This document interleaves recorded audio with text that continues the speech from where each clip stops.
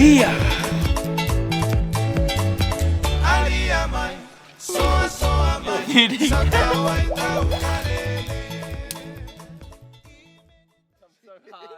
Three, two, one, go. Kia ora ana, pupungi ke konei mātou ke Rarotonga. I tau mai nā pō e whiti ana te rā I tēnei ata, e hi kaka ana ki ngā mahi kei tua. Tuatahi ake, we're going to go get us some coffee and then we're going to head over and meet the team at Kōrero, Te Ōrau. Kia. Just here outside the local cafe. Love Caf. About to get a coffee. One of that white. One of that white and one.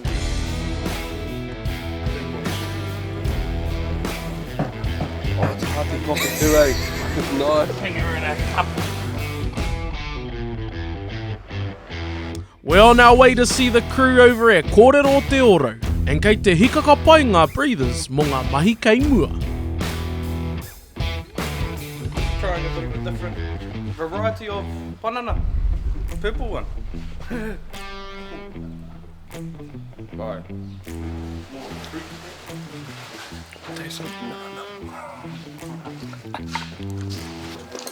Getting our scuba gear ready. Gonna go for a bit of a dive.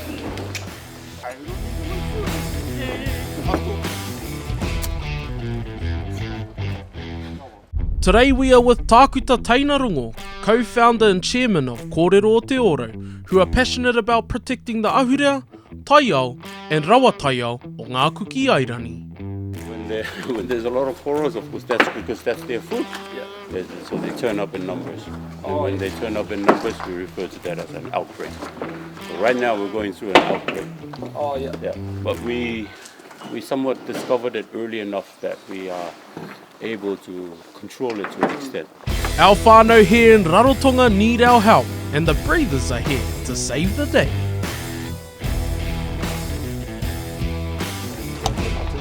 Just gonna set up the VCD and rigs.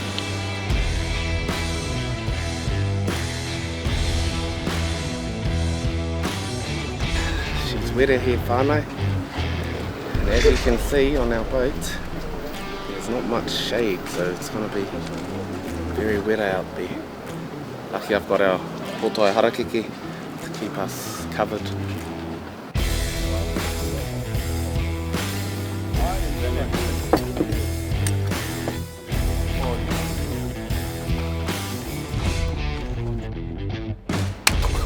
Out there.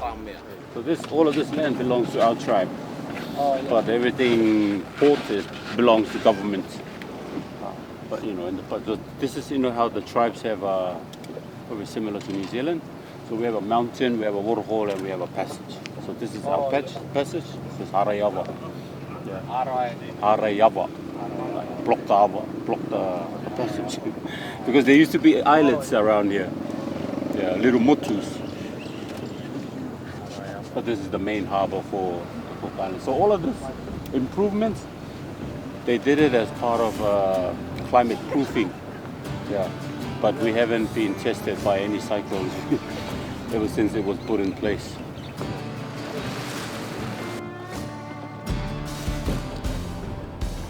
Just got to our spot. Viz looks absolutely insane. And yeah, we're about to gear up and jump in. Tuatahi e mihi ana ki a koutou Ngāti Uri Taua, e te mana whenua, e te mana moana o tēnei moka, tēnei mātou e mihi nei ki a koutou, e manaaki nei, e tiaki mai nei, i a mātou kua tai mai ki roto ki a koutou I tēnei rā. Tēnei rā he uri nā paikea, nā re tēnei o te tō mai nei I tētahi karakia, nānā no I taki, I aia, ka kau I enei wai o te moana nui aki. A mātai a huru mātai, wewera mātai, wewera. Taku kiri nei ko te hana o te rā, taku kiri nei ko te muro o te ahi. Tūngia kia wera kia mā hana I mātou te haere I ngā rire o te moana. I ngā toka o te moana, I ngā rimu, I ngā tū te a tapu a tangaroa. Whāno, whāna, hara mai te toki. Haumie, huie.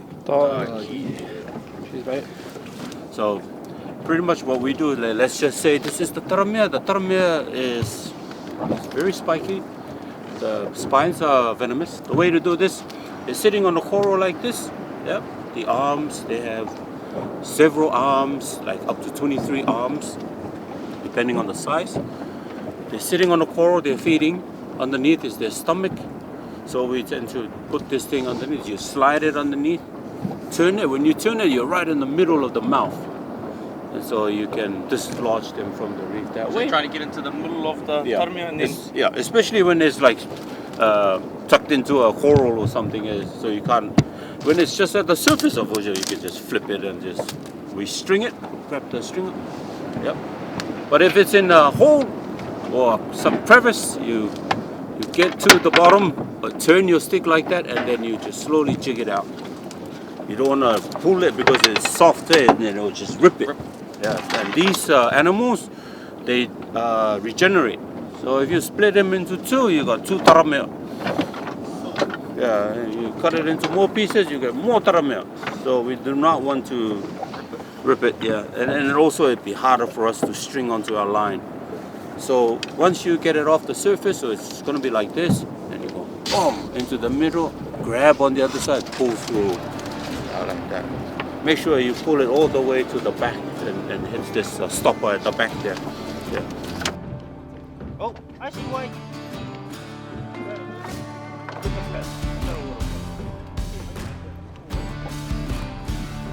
Sweet, that's us with the taramea.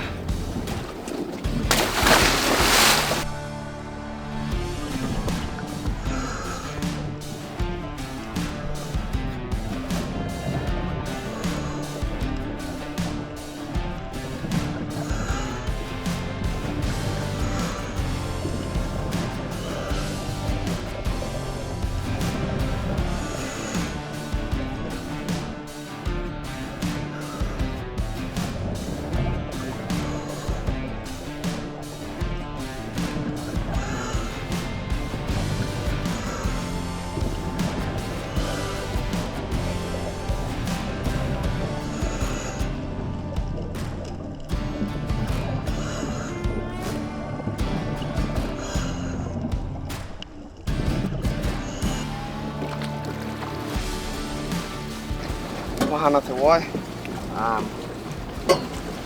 Te ahua nei kua tangohia kētia ngā taramea I tēnei wāhi, so te tāna nei atu wāhi.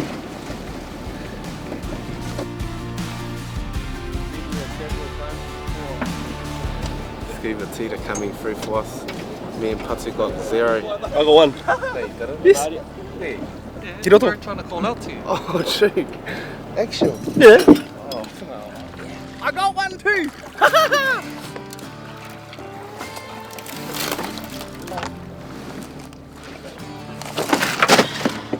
Woo. Yeah. So, just jumped out of the water. Mate, was that insane? I think we got about 8 or 9 taramea. I got my first one, which was a bit of an experience. Didn't want to get too close to it. But yeah, it was a really good dive. The brothers have had their first taste of catching taramea. I nāia nei, kei te haere mātou ki tētahi wāhi hau, e manoko nui ana ka kimi I ētahi taramea anō. Kei konei mātou kei tēnei taunga tuarua. Ko te tūmanako he nui ngā taramea kei konei. Kia āwhina I te oranga tonutanga o tēnei wāhanga o te moana. So the boys are just going to jump in now and try and find some more taramea.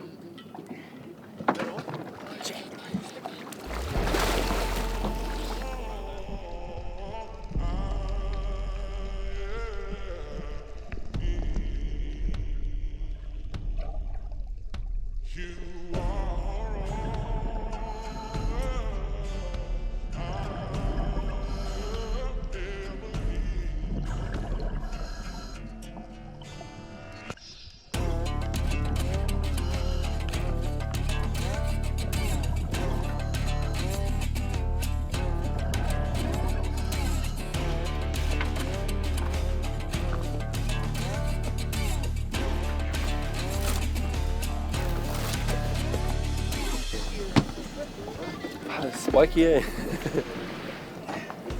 We are just jumping out of the water. And we only got a few taramea that dive, which I guess is a good thing for the reef. Yep. And Yeah, still another lovely dive.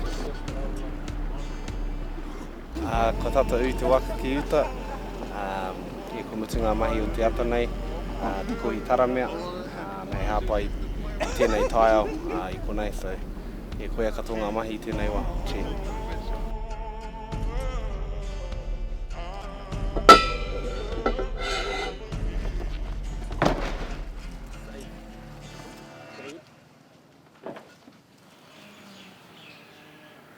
I rawe katoa ngā mahi hopu taramea, inaenei, we are heading back for the next stage of the process. Even touching the juice of this guy, it's no good. Hey, Yeah. For that stuff, can peel your skin off. Like an Yeah. acid almost, kind It's of. almost, yeah. We thought it was like, we thought we had like eczema. So we were like, hey, everyone's getting eczema. No, it's this. The first outbreak of taramea was discovered in 2020. Many volunteers, including Matua Teina, were involved in the removal of the first outbreak. Mai te outbreak tuatahi I te tau 2020, there has been over 10,000 taramea removed. Was it 31? we're just putting them into the bucket now, and I think we're gonna take it down there and bury them.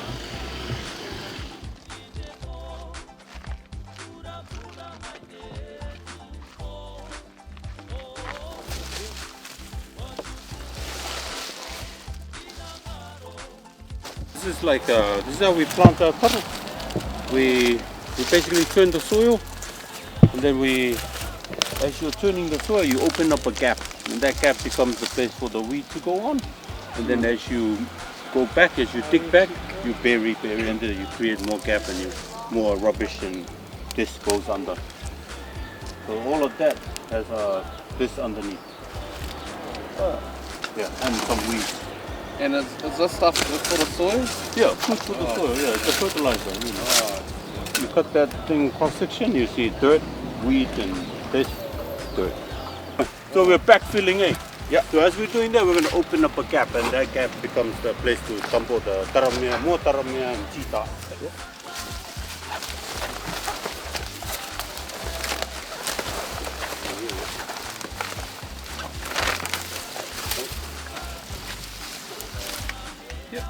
Like that. Now we're going to clean it. That thing we don't want to rub on you. The taro can be itchy. Oh! We came from a spiky one now to an itchy one. There's the taro.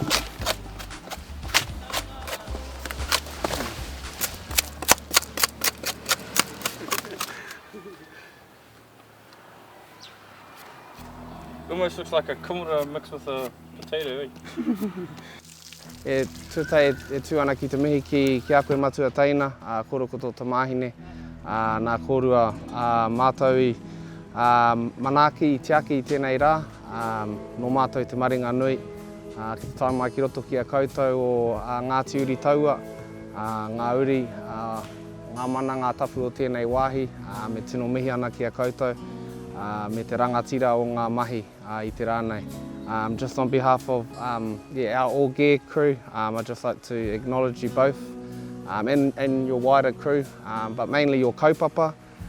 Your kaupapa is something that's really inspiring. I guess all of us here are products of language revitalisation in our country, and to come here and see what you guys are doing to revitalise your culture, your reo, and most importantly the practices. That's a big thing that we're trying to do, trying to promote and trying to educate our people to connect with our taiao, with all parts of our environment. So just on behalf of our crew, we really appreciate the hospitality today and the koha, seeing the whole process of everything today. It's pretty special. So just on behalf of us, e mihi ana tēnā kōrua, tēnā koutou katoa. Look, yeah, we're grateful we're honored to have you guys. You know, for us it's always special to share with our brothers from New Zealand, our sisters from New Zealand, because we're on the same waka.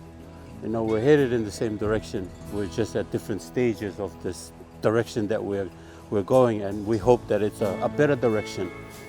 You know, we are all about reviving and identifying and ourselves to the land, and I think it's good that we do this. We share our experiences, and we encourage each other, yeah, to hold on to who we are as people, as indigenous people of these spaces. You know, Māori, iti tangata Māori.